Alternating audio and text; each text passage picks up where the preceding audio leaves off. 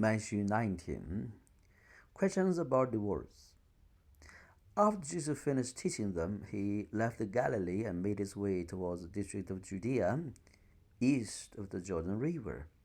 Massive crowds followed him, and he healed all who were sick. The Pharisees were intent on putting Jesus to the test with difficult questions. So they approached him and asked, "Is it lawful for a man to divorce his wife for any reason?" "Have you read the scriptures about creation?" Jesus replied. "The Creator made us male and female from the very beginning. And for this reason a man will leave his mother and father and mother, and live with his wife. But the two will become one flesh. From then on, they're no longer two, but united as one. So what God unites, let no one divide."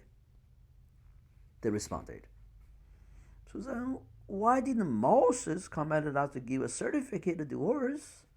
It would be lawful." Jesus said, "Moses permitted you to divorce because your hearts are so hard and stubborn. But originally there was no such a thing. But I say to you, whoever leaves his wife for any reason other than immorality and takes another wife is living idolatry. And whoever takes a divorcing woman in marriage is also living idolatry."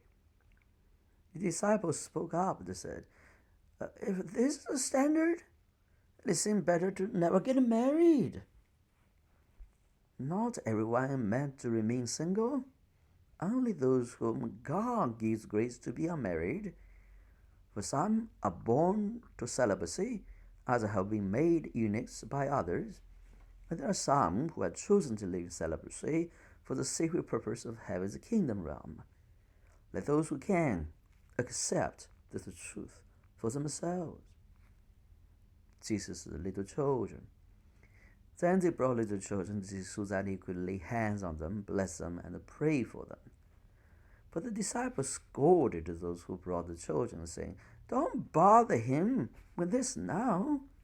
Jesus overheard them and said, "I want the little children to come to me, so never interfere with them when they want to come. For heaven's kingdom realm is composed of beloved ones like these. Listen to this truth.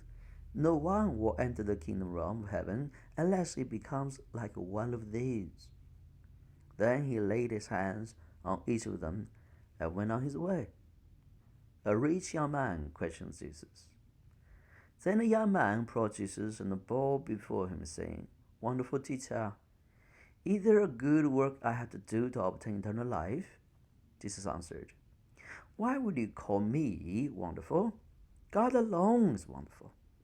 And why would you ask what good work you need to do? Keep the commandments, and you will enter into the life of God." "Which ones?" he asked.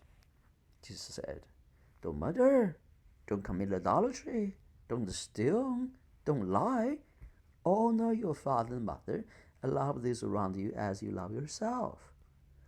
"But I always obey every one of them without fail," the young man replied. "What else do I lack?" Jesus said to him, "If you really want to be perfect, go now and sell everything you own. Give your money to the poor, and your treasure will be transferred to heaven. Then come back and follow me for the rest of your life." When the young man heard these words, he walked away sad, for he had great wealth.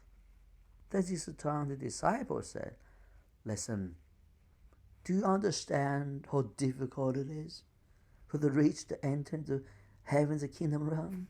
In fact, it is easier to stuff a heavy rope through the eyes of a needle than it is for the wealthy to enter into God's kingdom realm."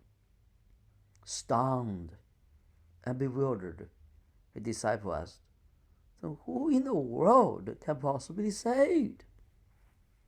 "Look into their eyes," Jesus replied. "Humanly speaking, no one.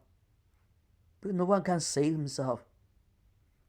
But what seems impossible to you is never impossible to God." Then Peter blurted out, Here we are.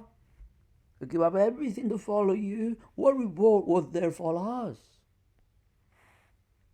Jesus responded, Listen to this truth.